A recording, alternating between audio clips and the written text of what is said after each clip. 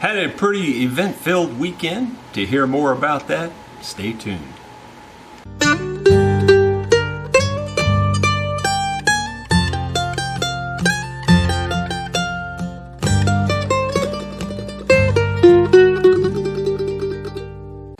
Hello my friends, Jerry Rosa here in the Rosa String Works Workshop. Today is August 29th. It's Monday.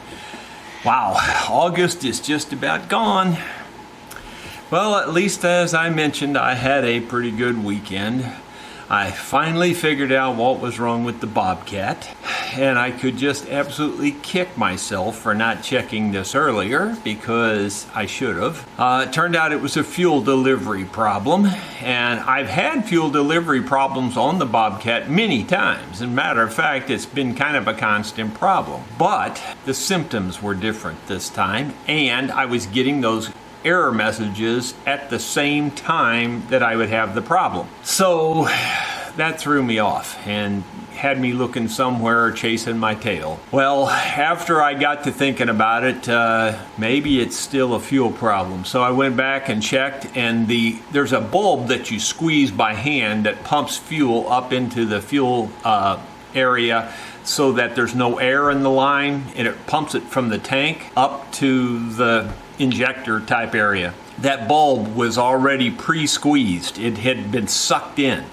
So that tells me the fuel's not getting there because it's sucking the line down and it's sucking that bulb down. So it was trying to get fuel and it wasn't getting it. So what I did was I disconnected the line that goes to the tank. I blew through that line and you can hear it bubbling up in the tank, and that fixed the problem. I'm sure there's stuff in the tank that is clogging the little inlet filter. Anyway, once I fixed that, I went back there and finished the pond, added about another 18 inches of dirt to the top of the pond dam. The water was already running over the dam the way I had it previously.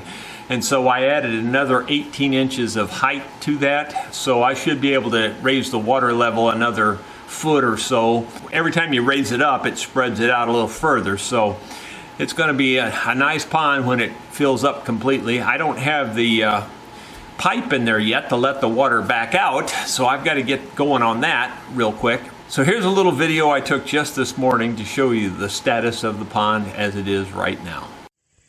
Well, there's what the pond looks like this morning.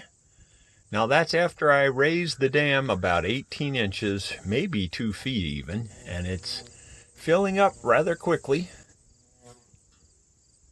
It looks different from this side, so I'll take you around to the other side and give you the view that you've been seeing every day to give you better perspective. We've already got a water bird right out there. First one of those I've ever seen here. Actually, I guess it's up there. I can't see it in the picture. It's hard to tell. But the pond's looking good. You can see that huge mound of dirt that was here is no longer here. There was another mound of dirt over on that hill, and it's no longer here. I put all that on the dam, so I would say now the water is probably roughly about 4.5 feet deep, something like that, probably in the deepest place. But it's really spread out a lot bigger now, so it's got potential to come up about another 10 inches or a foot. And then I'm going to have to get that pipe in. So it rained yesterday, so I'm going to wait till it dries up just a little bit before I try to put the pipe in to let the overflow come out. And here's a view from up at the spring. The spring being right below us here is running into the pond there. And pretty happy with it. You know, you always want more, just like I always say. No matter how good it is, you wish it was a little better. But it'll take a while for, I think, some of those weeds to die out because The water had been so shallow for so long, all those weeds grew up, and I have a feeling they'll die out now that they're covered in water. At least that's my hope. So, as I said in the video, you always want a little bit more. It's not quite what I had envisioned when I first started to build the pond, like 15 years ago or whenever I started it, but it turned out okay, I guess. We got a little rain while I was working on the pond, and it saturated the ground pretty good, which is great for my food plots. So hopefully in the next few days we'll start to see some things sprouting in my food plots. I hope so anyway. And now it's time to show you what my next project is. It would be this. This is an HD28. It belongs to Leon Pruitt, my banjo player in my band, who also plays guitar once in a while and plays dobro once in a while. But anyway, Leon brought me this guitar about 10 years ago, or maybe a little longer than that, probably 12 years ago. And he said, you know, it drives me crazy. I have to retune it every single time I put a capo on it. And so I started looking at it. Now this was like, you know, keep in mind, way before YouTube, so about 12 or 15 years ago is when this happened. And I said, Leon, I can tell you right now, your bridge is in the wrong place. He's going, it's a Martin guitar. There's no way the bridge could be in the wrong place. And I said, yeah, I'm sorry, but the bridge is in the wrong place. You know, I said, I don't know. You know, when you note it here at the 12th fret, it's way sharp. I said, that bridge needs to be back, you know, quite a ways. So finally convinced him that that was the problem, and he says, well, fix it. So I moved the bridge back and got it to intonate properly, and it was a boomer, and it played great. Well, it's back now because it's got a different problem, and it's real high action. And when you look down the body, yeah, the neck, I'm exaggerating, but the neck's like this. You can, you know, typically when you look down this, you should be seeing somewhere in the neighborhood of your fretboard, right here. The top of the fretboard should just about be level with this, would probably be ideal, or maybe just a hair above it. Well, this is, you know, more like that much above it.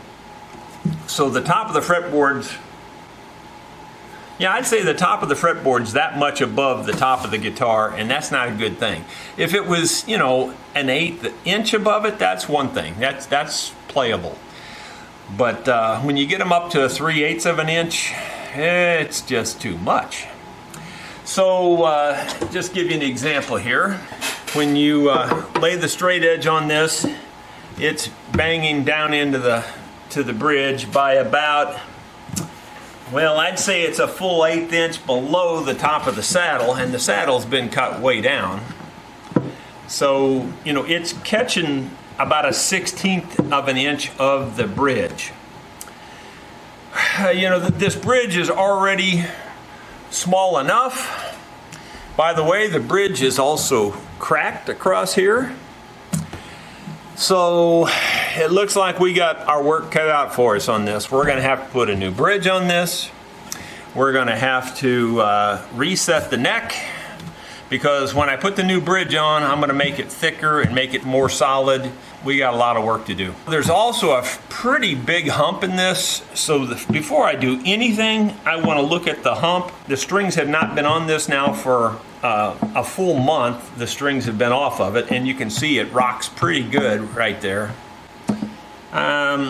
It's 3/16 of an inch. When I press it down on this side, it's about 3/16 of an inch here. So half of that would be almost an 1/8 inch high on both sides. Not quite an 1/8 inch high. But anyway, I'm going to look inside this thing and just see if I see anything wrong in the brace area. It would be nice if that big hump was gone. It's got a pretty small bridge pad. It's a maple bridge pad. And quite honestly, the bridge pad's chewed up pretty badly. It's got big chunks out of it and stuff. Since we got to go this deep into this thing, I'm really thinking that we need to go all the way, put a new bridge pad on it, put a new bridge on it, and just make it right. I'm positive we're going to have to reset the neck on this also. So my friends, I'll have to contemplate on what I want to do first. More than likely, I'll probably put the new bridge on first, because that way I can reset the neck to the bridge. And I would prefer to do it that way, because then I know what I'm dealing with. I guess you're just going to have to stay tuned. I'll probably give you a little daily update, just a little snippet each day of how the progress is going with this. This is going to be a big project. We'll see you tomorrow. Please remember to click the thumbs up. It would really help me out a lot. Thank you very much.